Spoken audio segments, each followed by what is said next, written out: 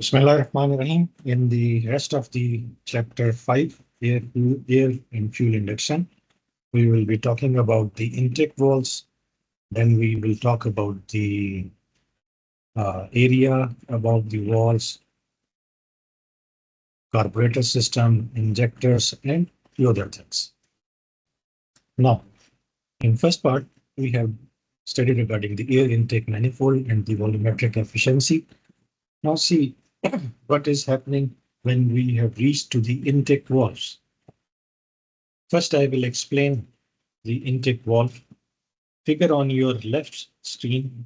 This complete assembly is known as your intake valve. Okay. This portion is known as the stem of the valve, and this is the head of the valve, and this is the seat. And this portion is the intake manifold from where you are getting the air fuel mixture or the air. These are the guides in which your piston stem moves. This is the spring. This is the cam shaft. This is the cam, and this is the lobe. Basically, this lobe presses the spring. When spring is pressed, the valve moves downward. It is uplifted. So there is a gap here in this portion, and the air fuel mixture flows in. When this lobe completes its turn, and this portion is touching the spring get back to its original position, and your valve is upseated. Okay, here its valve is closed, so there is no induction of air fuel mixture or the air inside the. So this was the mechanism of intake valves.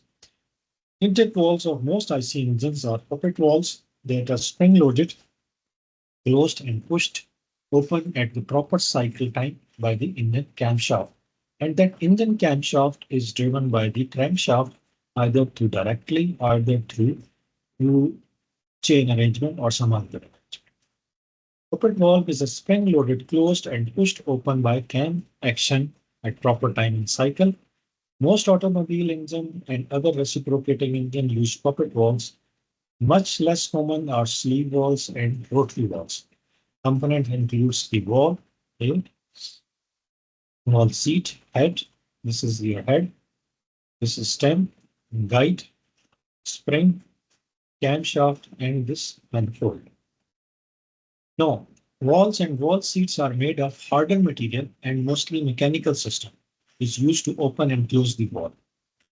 The wall and wall seats are made of harder material, strong material, and mostly mechanical system is used to open and close the wall. Ideally, they should open and close instantaneously. Ideally speaking, it should open like click, click, but it is not like in the real world. Mechanical system results in slower than ideal opening and closing of the valves, which is necessary to avoid wear, noise, and chitter. Let's suppose as we have an electricity, we switch on the button and we should instantaneously get the lights on. But if we have the same mechanism here instead of this mechanical system, then we will have to avoid wear noise and chatter. The lobes on the camshaft are designed to give quick and but smooth opening and closing without bounce at the mechanical interface. So the lobe position, this surface is designed in such a way to give quick but smooth opening and closing without bounce at mechanical interface. Now, using electronic actuator, valves could be operated much more faster in the modern vehicles. We are using this technology. Most modern automobile engines have one or two camshafts mounted in the head of each bank of the cylinder. So it means for intake valves, we have another camshaft, and for the exhaust valves, we have another camshaft. The closer the camshaft is mounted to the system stems of the valve, the closer the camshaft is mounted to the stems of the valves, the greater is the mechanical efficiency of the system. Now let's see. We have this intake manifold from air to mixture of air is rushing in, and the valve is in this position. This is the position where it is seated, and this is the angle which we are given. This is the dia of the wall, diameter of the wall, and this distance which it is uplifted is the L max. So flow through a proper wall when flows separate from the surface at the corner, the actual flow area is less than the geometric passage area of the wall. The ratio of these areas is called the discharge coefficient. The actual area is less than the geometric area, and that ratio is called discharge coefficient. Wall diameter dV and wall lift is L. L max is always less than the diameter of the wall divided by 4. L max is the wall lift when wall is fully open. dV is the diameter of the wall. The distance which a wall open is called wall lift and is generally on the order of a few millimeters. Okay, so now when air flows around the corner of the wall, these streamlines separate from the surface, and the actual cross-sectional area of the floor is less than the flow passage area because of that wall. Okay, the ratio of the actual flow area to the flow passage area, means geometric passage area, is called the wall discharge coefficient. So wall discharge coefficient CdV is equal to area actual divided by area pass. Area pass is pi dV into L. Shape and angle of the wall surface are sometimes designed to give special mass flow patterns to improve the overall efficiency. This shape and this angle is designed. Shape and angle of the wall surface are sometimes designed to give special mass flow pattern to improve overall engine efficiency. Now, minimum wall intake area is given by empirical formula. AI is the total inlet valve area of one cylinder. AI is equal to CV square UP bar max divided by CI is equal to pi by 4 dV square, where C, this capital C, is the constant having a value of about 1.3. V is your bore dimensions. UV bar max is the average piston speed at maximum engine speed. CI, this speed of sound at inlet condition, because at inlet condition, the airflow is at sonic range. So dV is the diameter of the valve. So this is the empirical formula for finding the minimum value of intake valve. Now, multi-intake valves. In this figure A, you will have seen this single intake valve and single exhaust valve, but there is a difference of the dimension. The dia of the intake valve is greater than the dia of the intake valve. We will see. Now, this is two intake valves and two exhaust valves. So it's a multi-cylinder, multi-intake valves. Same ratio, intake valve is greater than the exhaust valve. And here we have multiple intake valves and two multiple exhaust valves, three intake valves and two exhaust valves. Most engines are now built with more than one intake valves per cylinder. In modern engines, all engines are like this. They are having a most multi-intake valves or multi-valves. Two or three smaller intake valves gives more flow area and less flow resistance as compared to one larger valve. Two or three smaller intake valves give more flow area and less flow resistance as compared to one larger valve. For each cylinder, the flow area of the intake valve is generally about 10% greater than the flow area of the exhaust valve. So the ratio between the intake valve and the exhaust valve is that the intake valve is 10% greater than the exhaust valve in flow area. Okay. When two or more valves are used instead of one, the valves will be smaller and lighter. If we are using one, it will be larger, it will be heavier. But if we are using two or more, they will be smaller and lighter. This allows the use of lighter spring and reduced forces in the linkage. So the spring which we have to use will be of lighter spring, not the harder spring or the large spring. Lighter valves can also be opened and closed faster. So lighter valves, the advantage is this, we can open and close faster. Now, let's see the crank angle. We have on x-axis, we have the strokes and the mass flow cylinder through the intake valves. Now, your piston is at TDC. From 0 to 180, we have a power stroke here. Both the valves are closed, so no mass flow in. Okay.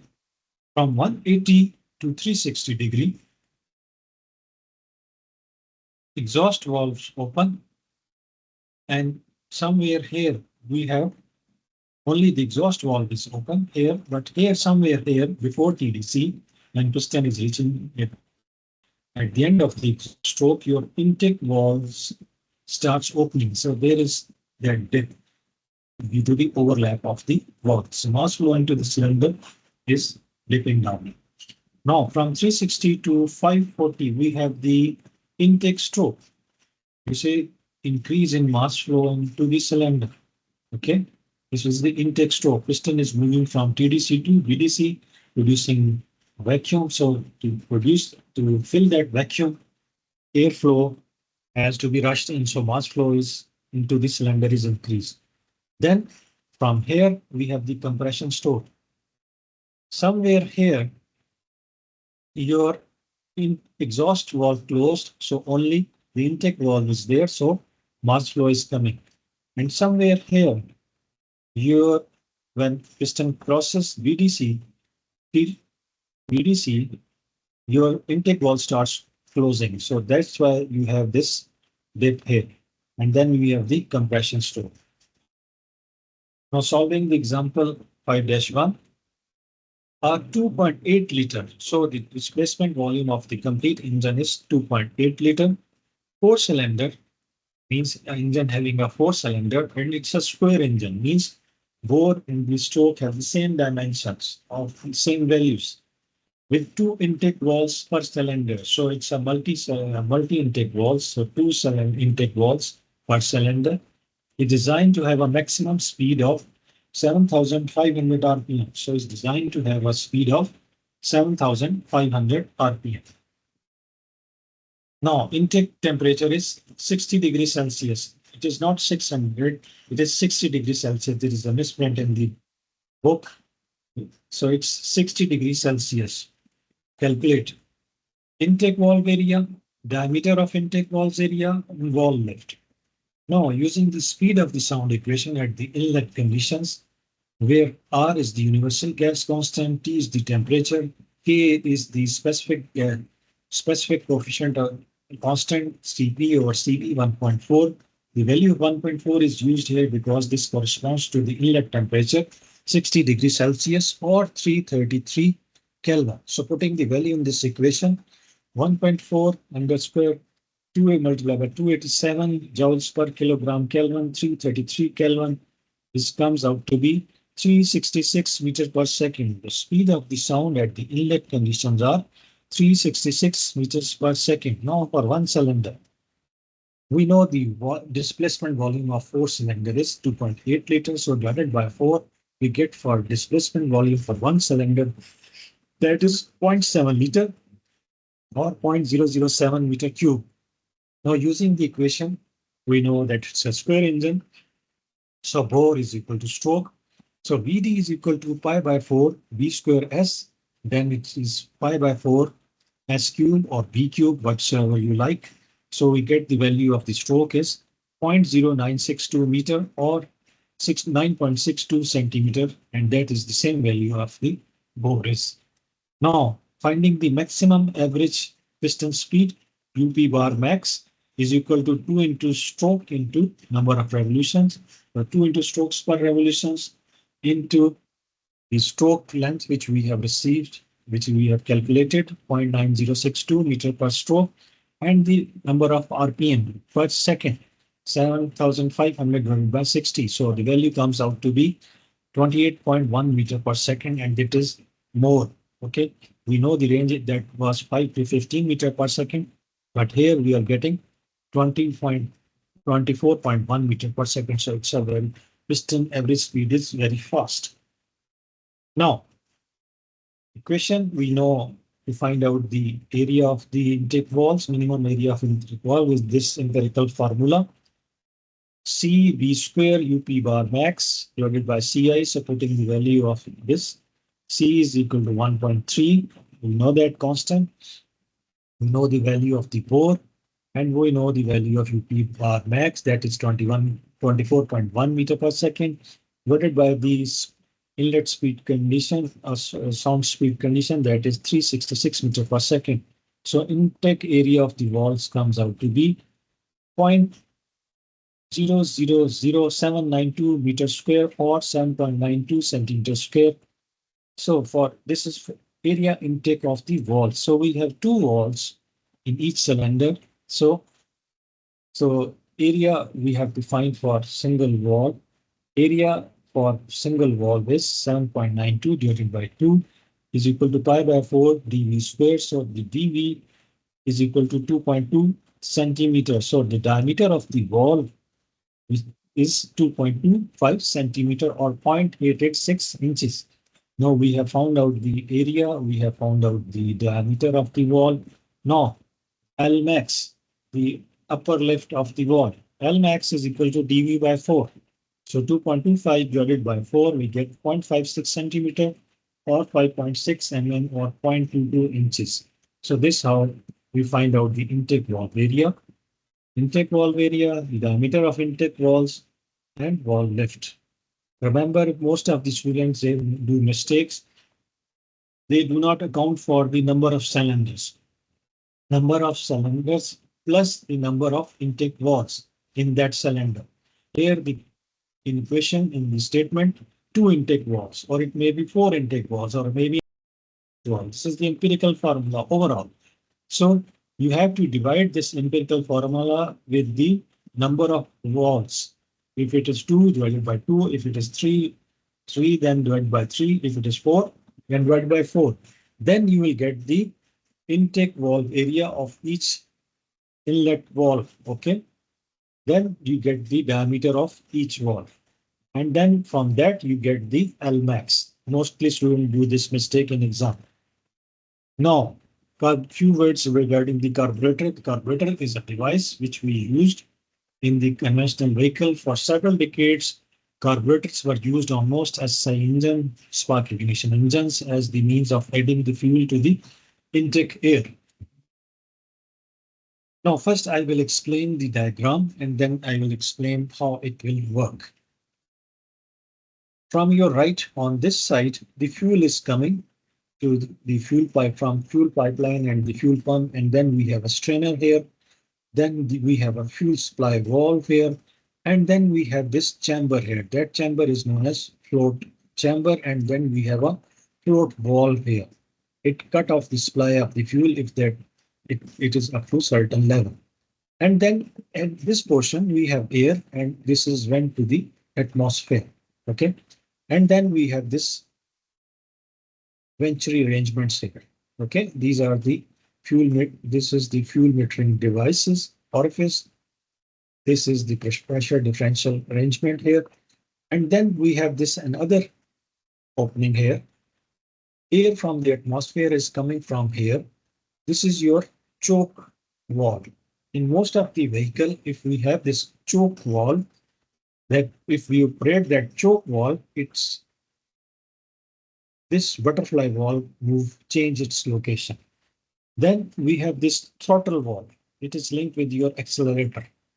If there in this condition, when we have this condition, this is wide open throttle. When we have this condition, this is part open throttle. And when we have this condition, it means it's closed. And then we have idling adjustments. Okay. So what happens? Air from the atmosphere, from the air fuel filter is coming to this upstream area. Okay. Now we suppose that the choke valve is in this condition and the throttle valve is also in the vertical position. So when the throttle valve is in vertical position means wide open throttle, So maximum amount of air is rushing in, okay? Because this is linked with your intake manifold here. Okay, so the fuel is coming from here. Air is moving with pressure from point 1 to 2 here, creating a differential pressure. Fuel will rush in from this place to the fuel discharge nozzle, okay? And air is getting maximum, so fuel will be coming in maximum quantity. So so we should have air fuel ratio, which we have designed for this condition. This is the Venturi effect here. Air fuel mixture ratio mix and then passes through this wall and goes to the intake manifold and then goes to the. Now, this is the idling position when you have normal part open throttle and you have to adjust the air intake and the fuel intake. Then we adjust the fuel quantity from here. Okay. So this is how the simple working of the carburetor is.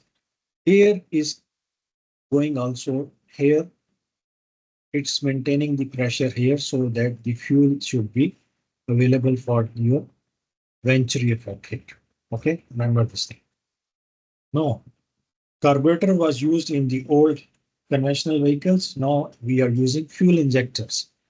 Fuel injectors are nozzles that injects a spray of fuel into the intake air. It can be controlled electronically or mechanically. A metered amount of fuel means a definite amount of fuels is trapped in the nozzle end of the injector and high pressure is applied to it, usually by mechanical compression. When we apply a high pressure, the injector from nozzle sprays that fuel in the combustion chamber or in the intake manifold wherever you have placed it. Now let's see. We have a pressure line, fuel pressure line coming here. Fuel is coming here. This is the electronic arrangement. When the electronic solenoid valve is off, the fuel is getting inside. When it is on, this plungers move, the valve spring elongated, and the spray tip or the nozzle tip, the fuel is sprayed into the combustion chamber or the intake manifold. Multi-fuel injection. Okay, let's see. These are your three cylinders of you have three cylinder engine. This is your intake manifold. Air fuel mixture is coming in. Your gasoline mixture is coming in. The heavier particles will try to stick with the walls. The lesser heavier particles will be floating very difficultly here because of their inertia, and the lighter particles will be moving into the cylinders. Now, electronic fuel injection system uses electrical and electronic devices to monitor and control engine operation. In the modern vehicle nowadays, we have this electronic fuel injection system. Instead of that mechanical or the carburetor system, we are using now electronic fuel injection system, which uses electrical and electronic components devices to monitor and control the engine operation. So that's why the fuel efficiency is better in the modern vehicle because we are using electronic fuel injection system. Components. We have a computer system, engine computer system, engine sensors, solenoid operated fuel injectors to meter and inject. ECU, electronic control unit, basically the computer, receives signals in the form of current or voltage from the sensors. Then it uses stored data to operate the injectors, ignition systems, and other related devices. As a result, less unburned fuel leaves the engine as emission and better mileage is achieved. So everything is controlled and metered due to the sensors and the data which we have stored. So as a result, less unburned fuel leaves the engine and emission and better mileage is achieved. So we have a better fuel economy. Now, typical sensors of EFI system. Let's see the figure. Here, the fuel is coming, air is coming. We are injecting the fuel. This is the intake valve. This is your cylinder with piston and spark plugs. You are having that combustion chamber here. The exhaust is going out. And this is your catalytic converter. Then you have oxygen sensors, one after the catalytic converter and one before the catalytic converter. Then you have a sensors here with these sensors are attached to the ECU. Then we have sensors here at the fuel injector. The ECU is controlling all these things. Or sometimes we have on intake manifold, the mass flow air sensor is there, throttle body and air filter body is there, different sensors. So exhaust gas or oxygen sensor. Let's see some typical sensors in your electronic fuel ignition system. Sensors exhaust gas or oxygen sensor senses the amount of oxygen in the engine exhaust and calculates air fuel ratio. Sensors output voltage changes in proportion to the air fuel ratio. Here, these are the oxygen sensors.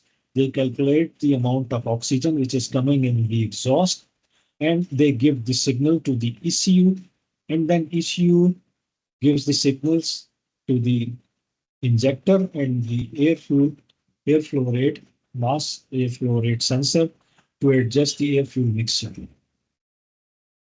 Engine temperature sensor senses the temperature of the engine coolant and adjusts mixture strength to which for cold starting. In cold starting, we require a rich mixture. So the temperature senses the temperature of a coolant and the engine body walls and gives the signals to the ECU. And then we have a rich mixture. Airflow sensors monitors mass or volume of airflow into the intake manifold for adjusting fuel quantity. The air fuel sensors are placed here. It tells the ECU that this much of amount of air is coming in. So you have the standard air fuel ratio. ECU gives the signals to the fuel injector to have that desired specific amount of air fuel ratio. The air inlet temperature. Okay. Air inlet temperature checks the ambient temperature of the air entrant. So it gives the signals to the ECU. Throttle position sensor. Throttle position sensor sense the movement of the throttle and adjust fuel as per engine requirement. When you press your accelerator pedal, basically you are changing the throttle position. When you are changing the throttle position, the sensor senses that position, gives the signals to ECU that the throttle is at this position, so we require this fuel, this much of a fuel for this air composition. Camshaft position sensor. Sensor rotates, senses rotation of the engine camshaft for speed and timing. Basically, crankshaft and camshaft, they work in relationship. So with desired amount, the valves has to be open at specific time. The valves has to be open for specific time period. So that cam position sensor tells the ECU that at this position, at this time, the valve has to be open. Knock sensors detects pings or pre-ignition noise and adjust timing. So knock is basically due to the unrequired self-ignition temperature. So to avoid that self-ignition temperature or pre-ignition, so it detects the pings or pre-ignition noise and adjusts the timing of the firing mechanism. Now let's see. A is the air mass meter or airflow meter. 2 is the engine ECU. 3 is the high pressure pumps. Okay. 4 is the common rail. We will discuss. First, see the components. 5 is the injectors. 6 is the engine speed sensor. 7 is the coolant temperature sensor. 8 is the filter. Okay. 9 is the accelerator pedal. Okay. Now, fuel is coming in from the fuel filter with this passage. This is your fuel filter. From this filter, it is going to the high pressure fuel pumps. Okay. From high pressure fuel pumps, then fuel goes to the common rail. From this common rail, your fuel goes to the injector and inject at a specific time in that particular cylinder. The air is coming from the air filter. This is your air filter. Air filter, and then it goes to the intake manifold and goes to the cylinders. 6. This is your engine speed sensor telling you the RPM of the engine. This is your coolant temperature sensor, which is telling you that the temperature of the engine, how much heat up the engine is. And this is your accelerator. Okay. All these sensors give input to your ECU, and then ECU gives signals to the it gives return back signals to the engine. Now, multi-port fuel injection system or MPFI system. We have multi-port fuel injection system. We have in this we have a port injection or throttle body injection. Now, port injection. We have this cylinder, we have this intake valve, spark plugs, and we have placed the injector right on the intake valve. That is the port injection. Okay. Injector is placed on the side of the intake manifold. Injector sprays gasoline into the air inside the intake manifold. This mixture of gasoline and air then passes through the intake valve and enter into the cylinder.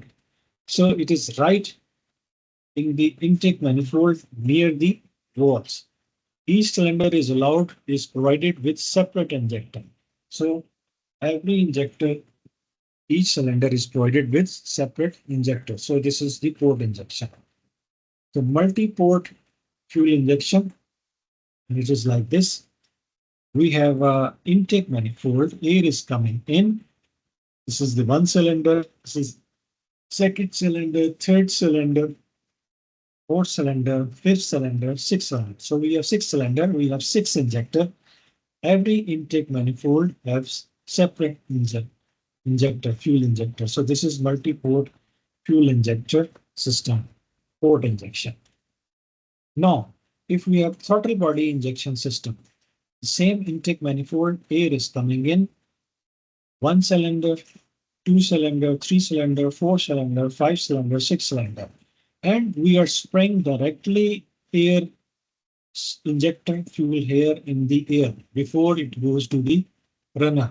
So it's an upstream mixing. Okay. Throttle body is similar to carburetor throttle body with the throttle valve controlling the amount of air entering in the intake manifold somewhere here. Air injector is placed slightly above the throttle of the body. Injector sprays gasoline into the air in the intake manifold where it mixes with the air. So we get better mixing, but we get less volumetric efficiency in this condition. This mixture then passes through the throttle valve and enter the intake manifold. In a timed injection, gasoline is sprayed in a pulse. In continuous injection, gasoline is sprayed continuously from the injectors. Port and throttle body injection can be timed and continuous. Now, coming towards the last topic of our this chapter, supercharging and turbocharging. As we know, supercharger is a device placed on your intake manifold. It compresses the air, it increases the flow volumetric efficiency of the engine with increased compressed amount of air sending into the combustion chamber or the cylinder. And turbocharger is the device, or turbo is the device which is placed on the exhaust manifold. It extracts the exhaust gases, produces a maximum vacuum, and there is a fan on the intake side of the intake manifold that fans pushes the air inside to break that vacuum. Now, supercharger. Mechanically driven directly off the crank engine. So superchargers are mechanically driven and electric drives from the engine crankshaft. Positive displacement compressor running at speed about the same as the engine speed. Initially, they have a negative displacement when the speed is very low. With the passage of time, when the speed is more, the displacement becomes positive and they runs at the speed about the same as the engine speed, or in some engines, they have more speed than your engine speed. Used to raise the pressure of the incoming air, supercharger, I told you, results in more air and the fuel entering each cylinder during each cycle. So more air is coming, so we require more fuel. When air is more, fuel is more, your volumetric efficiency is increasing, and power will increase. Creates more power. Net power output of the engine is increased, but it is a parasitic load on the engine output. Quickly responds to the throttle changes. One thing is supercharger quickly responds to your throttle changes. It increases or decreases the speed of the flow of the air inside the combustion chamber. So first law of thermodynamics, first we will see Ws is the power needed to drive the supercharger. So W supercharger is the power needed to drive the supercharger. M is the mass flow rate of the air into the engine. Cp is the specific heat of the air at target pressure. H is the specific enthalpy and T is the temperature. So power needed to drive that supercharger is equal to mass of the flow rate of the air into enthalpy out minus enthalpy in is equal to the mass of the air, specific heat at that pressure, T out minus T in. Now let's see the PV diagram when we are using the supercharger. This is the cylinder inlet pressure. This is P naught. When we are using this supercharger, in normal engine, when we don't have supercharger, the intake is going ideally at atmospheric temperature, atmospheric pressure. That is P naught. But when we are using the supercharger, the compressed air is pressurized, so pressure is increased, so the pressure is high. So ideal flow process is 1 to 2S. And actual flow process is 1 to 2A through the supercharger or turbocharger compressor in pressure volume coordinates. The temperature entropy diagram will be like this. So 1 to 2S is your ideal flow process and actual flow process is like this. So this is the PV and temperature entropy diagram with your ambient pressure and the cylinder inlet pressure will be like this. Now, isentropic efficiency of a supercharger is power isentropic power actual MA H enthalpy 2S minus H1 MA2 enthalpy actual minus H1 or MA Cp temperature out T2 at minus temperature T1 or MA Cp2 2A minus T1. So this will be like this. So T2S is equal to P2 over P1, K minus 1 over K. The ideal isentropic relation is used to find T2S. Mechanical efficiency between power taken from the engine and delivered to the compressor is mechanical efficiency is power actual specific to power needed to drive the supercharger divided by the actual power from the engine. The net effectiveness of after cooler is given T1 minus T2 divided by T1 minus coolant, where T1 is the air temperature after intercooler inlet and T2 is the air temperature at after cooler exit. So WSC is the power needed to drive the supercharger, MA is the same things. Self-ignition and knocking problem in supercharger. So when we are sending the compressed air inside the combustion chamber with the increased mass flow rate, it will raise the inlet temperature, will raise the temperature of the whole cycle. So it's an engine equipped with supercharger has to be equipped with an aftercooler. Aftercooler are not needed on supercharger used on CI engine because we require self-ignition there. Engine operating without aftercooler should have lower compression ratio. If we are not using aftercooler with supercharger and SI engine, then we need to have the engine with lower compression ratio. Now, a few words regarding the turbocharger. Turbo, as it is placed on the exhaust side and it is not connected with your crankshaft. Remember this thing. Supercharger is taking drive from the crankshaft, but turbocharger is taking drive from the exhaust gases. No, powered by a turbine mounted in the exhaust flow of the engine. None of the engine shaft output is used to drive the compressor, as I explained. Exhaust flow causes a more restricted flow, resulting in a slightly higher pressure at the cylinder exhaust port. So exhaust flow causes a more restricted flow, resulting in a slightly higher pressure at the cylinder exhaust ports. It is necessary to run the turbine at very high speeds, speed of 100,000 to 1 130,000 RPM are common. So normally the turbocharger or the turbine which we are using is of speed in this range. A disadvantage of turbocharger is turbo lag. Now, what is turbo lag? Because it's in supercharger that quickly responds to your throttle changing, but in turbocharger or turbine or turbine mechanism, it directly do not respond to your throttle changes. So occurs with a sudden throttle change. Several engine revolutions are required to change the exhaust flow rate and to speed up the rotor of the turbine. So we require a certain delay or certain lag, that is the turbo lag. Several engine revolutions are required to change the exhaust flow rate and to speed up of the rotor of the turbine. Greatly reduced by using lightweight ceramic rotor. Turbo lag can be reduced by using lightweight ceramic rotors, smaller intake manifolds. So by using these two methods, we can decrease the turbo lag. Now, if turbochargers equipment turbocharger engines are equipped with an aftercooler, many also have a bypass. Modern turbines are being developed which have a variable blade angle. Radial flow centrifugal compressor turning at high speeds are generally used on automobile size engine. The isentropic efficiency of a turbine is defined as isentropic efficiency of a compressor is equal to isentropic efficiency power of an isentropic divided by power actual. So isentropic of a turbo, sometimes it is also called a compressor. So isentropic divided by actual.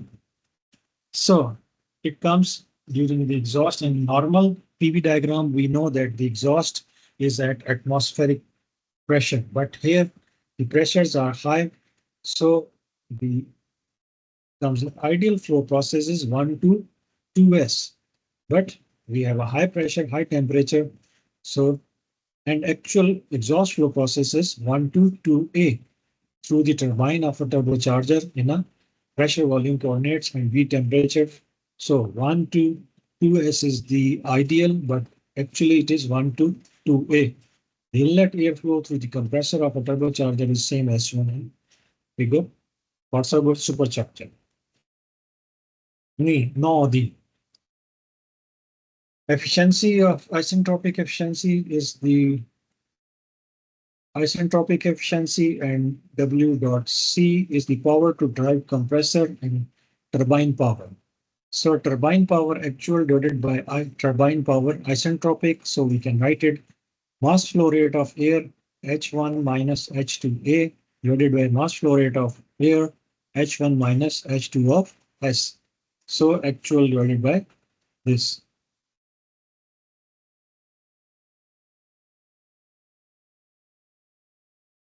It comes out to be T1 minus T2A or T1 minus T2S. Mechanical efficiency between the compressor and the turbine is mechanical efficiency is the power of the power to drive the compression divided by the power turbine the turbine power. Overall efficiency of the turbocharger is given by efficiency turbo, efficiency isentropic efficiency of the compressor, efficiency isentropic efficiency of the turbo into the mechanical efficiency. So with this comes to the end of your chapter. Do consider your book. Do like my videos and kindly share with your